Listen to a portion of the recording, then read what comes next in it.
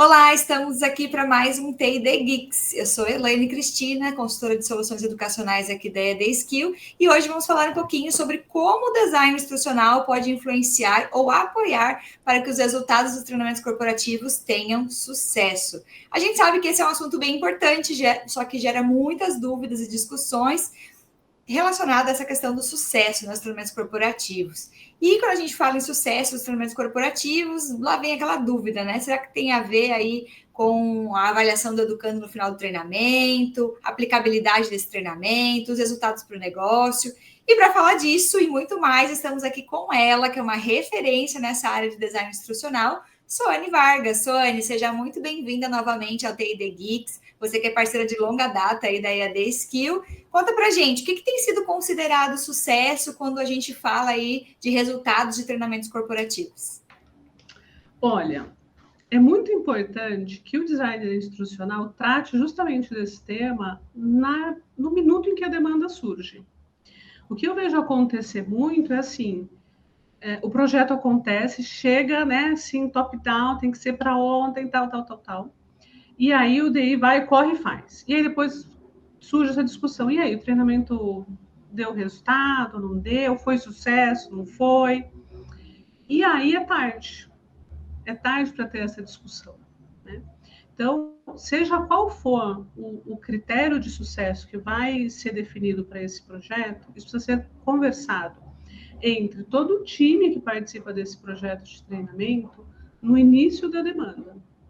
Então, ele precisa fazer perguntas do tipo: o que é de fato? O que vai acontecer? O que você, cliente, vai observar de mudança a partir da participação dos alunos nesse treinamento? O que de fato você vai perceber em termos de mudança de comportamento, né? Eu até costumo dizer para os meus alunos assim: olha, chega e pergunta assim. O que vai te dizer? Você vai olhar para o José e para o João, e você vai falar: José fez o curso. O que você vai ver nele? E aí é uma forma da gente tangibilizar essa resposta, sabe? Porque às vezes o cliente também não sabe muito bem o que é esse critério de sucesso. Porque ele também tem 1000 coisas para pensar, né? E a gente como designer instrucional, a gente precisa assumir um papel consultivo nesse sentido. De também não esperar todas as respostas do cliente, mas entregar um apoio a esse cliente. Olha, será que... E se a gente pensar por esse lado? Como estão as suas metas? Quais são os indicadores da sua área? E aí a gente vai conseguir, junto com ele, determinar o que é um projeto de sucesso. Né? Legal. Acho que isso que você falou, Sônia, é bem interessante, né? Porque é a questão do design instrucional não ser um tomador de pedido, né? Tá aqui o slide, transforma isso aqui no e-learning, de ser realmente esse perfil mais consultivo, de entender qual é a necessidade do negócio, né? Afinal, depois que esses meus colaboradores fizerem esse treinamento, o que vai mudar? Como é que vai ser depois, né? Eu pensar no resultado que eu quero depois, que são os objetivos de aprendizagem, né? E a gente sabe que no mercado de design instrucional a gente tem de tudo, né? Então, a gente tem aí muitas empresas que querem realmente transformar um PPT em algo de e-learning, e aí acaba não tendo esse perfil consultivo. E aí, como você falou, às vezes a empresa ela não sabe o que ela quer, né? Mas se o design instrucional ele tem esse perfil mais consultivo, de perguntar: olha, mas o que vocês querem, né? O que vai mudar? Quais são as metas que vocês precisam atingir? Quais são os índices que vocês precisam melhorar, né? Para você realmente entender se vai fazer sentido, né? E uma outra coisa, Suane, quando a gente fala dessa questão de sucesso para treinamentos corporativos, tem a ver com adesão e engajamento, né? Porque às vezes o design instrucional ele vai lá, ele monta uma experiência de aprendizagem incrível, que vai dar conta daquele objetivo, ele fez esse perfil, né? Essa abordagem consultiva que você trouxe aí para gente, mas chega lá, né? Não vamos ver, as pessoas não entram no treinamento, elas não fazem o treinamento. Então, o que você considera aí? Quais são os fatores que podem aumentar ou influenciar nessa adesão e engajamento que os DIs podem implementar aí nos treinamentos? Essa é a pergunta de $1 milhão, né? Essa é, de fato, a pergunta de milhões. Segredo para a gente agora, o pulo do gato. Pois é, eu queria muito ter essa fórmula mágica de falar: gente, olha, é esse pozinho aqui e tá tudo certo. Só que mais uma vez, é muito comum, sabe, quando a gente faz esses questionamentos em treinamento, que a nossa resposta esteja na pergunta. Então, quando a gente fala, poxa, como é que eu faço para aumentar o engajamento com os meus treinamentos? O que é engajamento para os seus alunos? Como é que eles se engajam? O que faz com que eles se engajem? E aí tem um ponto que é legal, que conecta com o que eu comentei antes. Porque se de um lado a gente conversa com o cliente para entender quais são os indicadores, o que ele vai observar de mudança e tudo mais, por outro lado, também é importante que eu converse com o público que vai ser impactado por esse treinamento. Né? Uma amostra, enfim, alguém que faça parte daquela operação. Por quê? Porque aí eu tenho a chance de, corroborar essa necessidade de treinamento que esse gestor trouxe, porque às vezes, convenhamos, né? Às vezes o gestor traz uma necessidade que não é exatamente aquele o problema. Né? E aí a gente consegue identificar isso quando a gente conversa com o público-alvo. Então, por exemplo, imagina que é uma demanda de uso correto de EPIs, equipamentos de proteção individual. Né? E ok, demanda entendida, tem mesmo que existir, tem vários indicadores aí de segurança e tudo mais, né, para serem atrelados a essa demanda.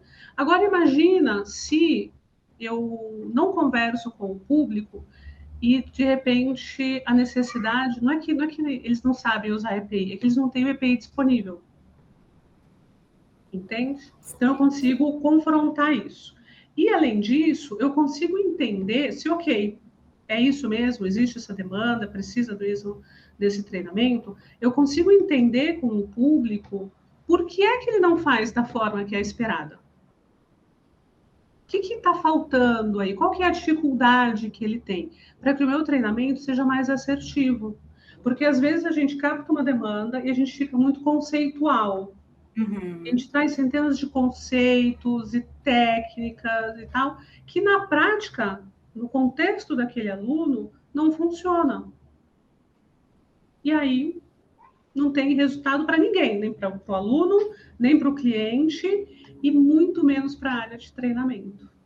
E aí a área de treinamento acaba sendo responsabilizada por essa não entrega de resultado, sabe? Então, é muito importante que a gente converse também com essa outra ponta, para entender deles. E aí você pode fazer algumas perguntas para entender o que ele é interessante para ele. Quais são alguns elementos do cenário do dia dele, do dia a dia? Quais são situações que ele passa no dia, para que eu possa trazer essas situações para o treinamento, para que ele se reconheça no treinamento. Então, de repente, eu posso fazer um treinamento baseado em cenários, onde ele possa... isso também é bem legal da gente registrar, acho que o público de vocês vai curtir essa dica, que é assim, muitas vezes a gente treina temas que os alunos já conhecem. E aí, o que a gente faz? A gente vai lá e começa do zero de novo, ensina todo aquele beabá e tudo mais.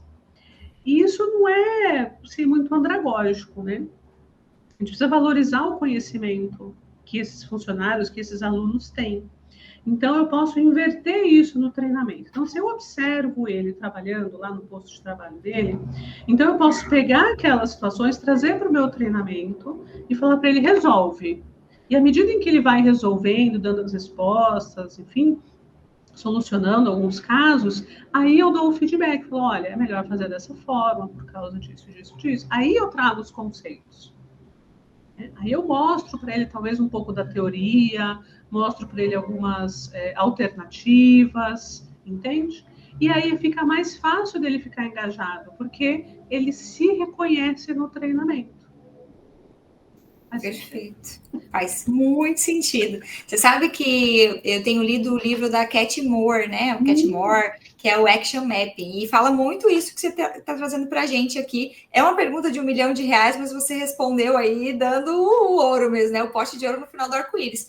Porque eu acho que tem um pezinho, né? A gente ainda tem um pezinho na educação tradicional, que é focar no que eles precisam saber, e não no que eles precisam fazer. E isso realmente, como você falou, não é andragógico, né? Porque nós somos adultos, né? Então, se você está lá exercendo uma função, você já sabe, né? Então, assim, eu sei que o equipamento de proteção individual, como você deu o exemplo ali, é importante, que vai salvar a minha vida, que vai me proteger, isso eu sei. Mas por que eu não estou performando? Por que eu estou deixando de utilizar? Porque está quebrado, o sapato não é no meu número, às vezes são outros problemas que estão tangenciando, e o RH vem lá e coloca lá a importância, coloca lá quais são, coloca lá o porquê, e essa informação ele já tem, então você é até desanimador, não é engajador, né? Porque isso eu já sei, né? Assim, tá chovendo no molhado, então é bem interessante essa resposta que você trouxe para nós aí, esses insights, porque você vai de um perfil de design instrucional, de novo, né, que tira pedido, para um design instrucional de valor, né, que eu acho que é o programa que você tem, depois você pode contar um pouquinho mais para a gente, porque vai realmente ser um profissional diferenciado. Por quê? Porque no final você não vai entregar só um PPT, um e-learning, né, um transformado, né, um PPT transformado em e-learning.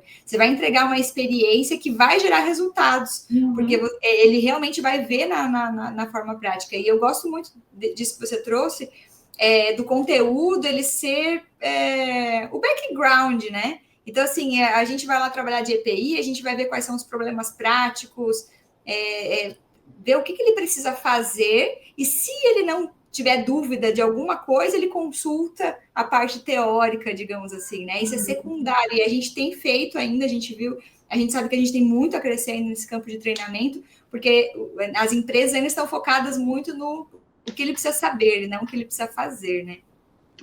Isso leva, sabe para quê, Elaine? Um ponto também muito importante, não só do DI, mas na área de treinamento como um todo, que é o estabelecimento de alianças estratégicas com outras áreas da empresa.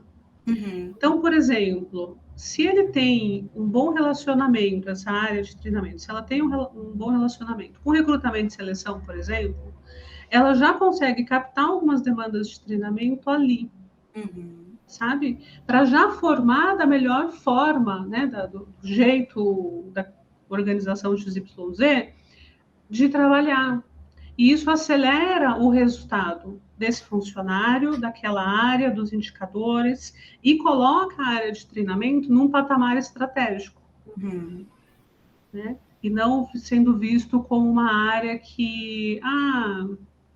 às vezes eu brinco, né, a área que abraça a árvore e tal, que olha, fazer o olho do aluno brilhar, quando, na verdade, a empresa não está buscando isso.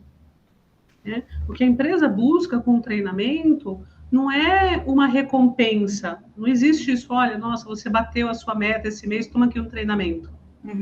Treinamento não é recompensa. Treinamento é melhoria de performance, para que possa vir depois a recompensa. Né? Então, quanto mais estrategicamente a gente atuar, tanto melhor para todos. Né? Sim. E estabelecer essas alianças é muito importante nessa questão.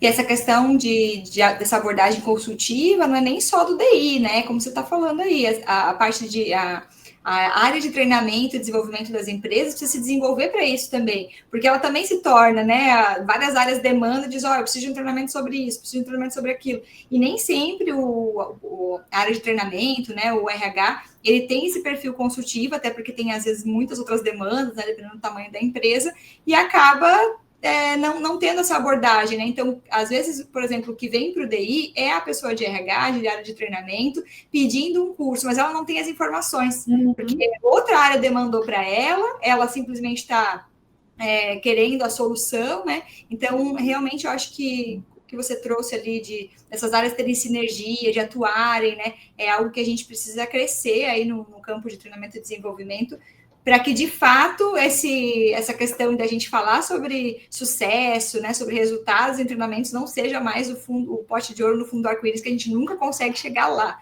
que a gente realmente possa ser tangível, né, que a gente possa palpar isso e conseguir medir, né?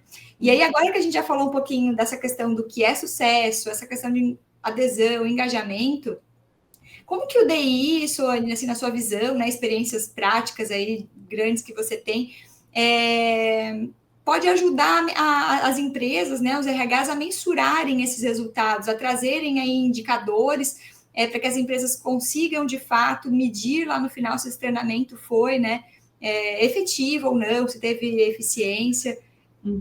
Pode trazer, de repente, alguma experiência prática que você já viu acontecer, né? Que acho que ilustra bem. O que acontece? Se a conversa aconteceu inicialmente, sobre quais indicadores e tudo mais, isso fica muito fluido depois, faz parte do projeto a verificação desses resultados. Só que, por outro lado, essa é uma grande dor do DI, ele não conseguir ter acesso, muitas vezes, a esses números, justamente porque não há conversa, às vezes até há conversa, mas aí todo mundo entra naquele looping maluco, já tem 1 milhão de demandas acontecendo, e se deu tudo certo, ninguém morreu, dá tudo certo, segue, né? E, então, isso acontece também. O fato é, precisa haver, e isso também tem que acontecer do início do projeto, né?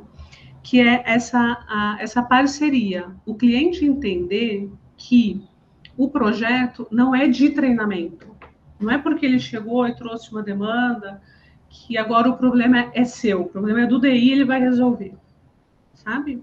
É um projeto que tem que ser de coparticipação, de colaboração, entende? Isso precisa ser deixado claro desde o início do projeto. E como que o DI pode fazer isso? Estabelecendo uma comunicação fluida durante todo o projeto, dizendo para esse cliente em que consiste cada etapa do processo de desenvolvimento desse curso, né? Às vezes o próprio DI acaba criando um pouco essa barreira, né? Porque eu percebo, o DI, a área de treinamento como um todo, a gente tem meio que uma síndrome do super-herói, assim. A gente acha, não, vamos resolver, vamos dar um jeito e tal. E isso é muito ruim. Parece bonito, parece, muita proatividade, mas isso é muito ruim para todos. Sabe por quê? Porque num projeto de treinamento, todo mundo aprende. Não é só o aluno que vai fazer o curso no final. Existe uma oportunidade de aprendizado para todos os envolvidos. E quando eu deixo de envolver o outro nesse projeto, eu estou privando ele de aprender também.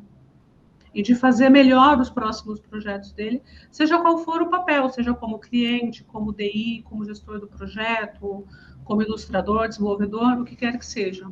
Né? Então, todo mundo tem que estar muito junto, muito conectado, e o DI ele é o elo entre todos esses atores, né, desse processo, e fazer com que todo mundo caminhe junto. Então, se ele preserva essa comunicação ao longo do projeto, por exemplo, ele vai enviar um roteiro para validar para o cliente, para o validador, o conteudista, tal. É importante que ele reforce, olha, nesse momento a gente está na etapa de validação do roteiro. É importante que você, cliente, validador, fique de olho nisso, nisso e nisso, porque a próxima etapa do projeto é o desenvolvimento. E ali ele vai explicar, né, dependendo da ferramenta de autoria, enfim, os impactos que uma validação não tão bem feita pode ocasionar, que pode trazer atraso no cronograma e tudo mais. Então, ele vai deixando claro cada etapa, o que vai acontecer com esse projeto, sabe? E não pode deixar que eu resolvo e daqui a 3 meses volta para buscar o seu pacote. Né? Então, a parceria é fundamental. Então, a gente tem que acabar com esse mito da proatividade / síndrome do super-herói, sabe? Isso não ajuda, muito pelo contrário. Traz uma carga muito grande para o DI, para a área de treinamento, uma carga que muitas vezes não é nossa, né? Que precisa ser compartilhada com o cliente. O sucesso do treinamento, conectando lá com a sua primeira pergunta também, ele não depende de uma pessoa, ele não depende do DI, ele depende da equipe do projeto, do time que está envolvido nesse projeto. E aí, no final, a conta é um ganha-ganha, né, Suane? Porque se a gente realmente consegue chegar nessa mensuração, né, durante todo esse processo, tem essa comunicação fluida, realmente é em 4 mãos, 6 mãos, 10 mãos, né, feitas por todos que estão envolvidos e interessados, né, nesse treinamento, o final é um ganha-ganha, porque eu acho que a grande dor, né, que os RHs têm também é provar, né, que treinamento não é despesa, que é investimento, né? Então, como que você vê aí, na experiência que você tem de vários atendimentos, né, ADIs e a empresas, essa questão do sucesso com os recursos para treinamento? Não sei se eu entendi bem a pergunta. O quanto impacta, né? Porque assim, se a empresa tiver resultados tangíveis, ela vai ver que ela está crescendo em vários indicadores. Então, por exemplo, em segurança, né? A gente está lá tantos dias, né? Tem as empresas que colocam lá o cartaz, estamos há 10 dias sem acidentes, né? Então, se eu começar a melhorar o indicador de acidente de trabalho, porque eu estou investindo em treinamento que está focado no que eles precisam fazer e não no que eles precisam saber, o quanto isso vai me ajudar a captar mais recursos para eu ter mais treinamentos focados, né? Treinamentos assertivos e bem desenhados para o que eles precisam fazer. Então, o quanto isso pode ajudar aí a área de treinamento, né? Que é uma das grandes dores dessa questão de captação e de entender que treinamento é um investimento, né? As grandes lideranças entender que é um investimento e não uma despesa. O que você vê nessa questão? A resposta está na pergunta. Para que a área de treinamento precisa se posicionar como uma área estratégica, como uma área consultiva, sabe? Nas minhas formações, eu friso muito isso com os meus DIs, né? Você precisa ter uma postura consultiva e estratégica frente às demandas de treinamento, frente ao seu cliente. Porque se a área se posiciona como alguém que atende pedido, como uma mini fábrica dentro da organização, não tem como. Muito pelo contrário, ela pode ser, inclusive, a primeira a ser cortada, porque não há valor naquele serviço prestado, né? Vovó já dizia, né? Quem abaixa muito, né? Então, não sei se vai cortar isso depois,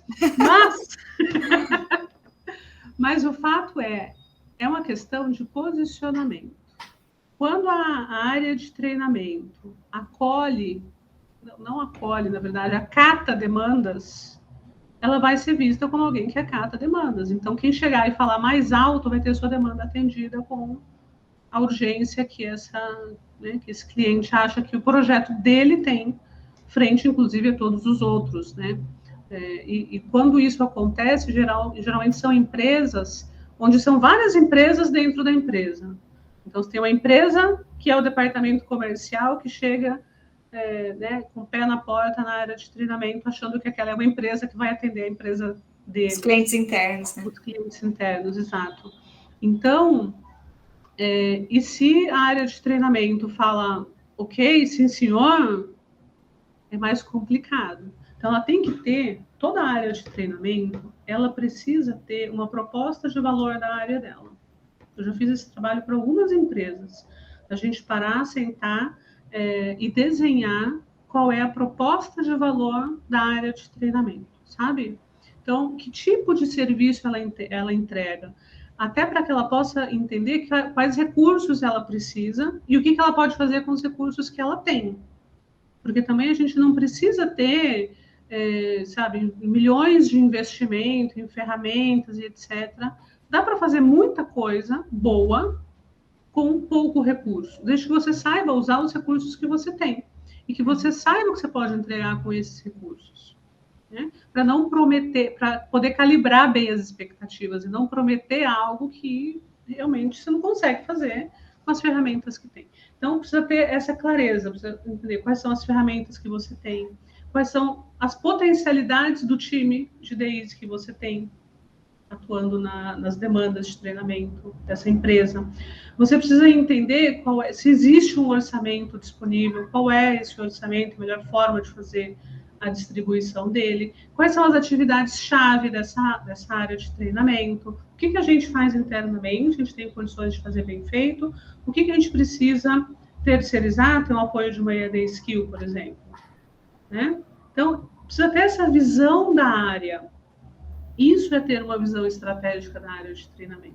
E a partir de tudo isso, você desenha a sua proposta de valor, né? Entendendo quem são os clientes dessa área de treinamento, entende? Então, você precisa ter uma visão macro do negócio que você está atendendo para que você possa atuar de forma estratégica e se posicionar estrategicamente. E lembrando que você não precisa existe uma falsa impressão, né? Tem os gurus assim como tem os gurus do marketing, tem os gurus do EAD, né?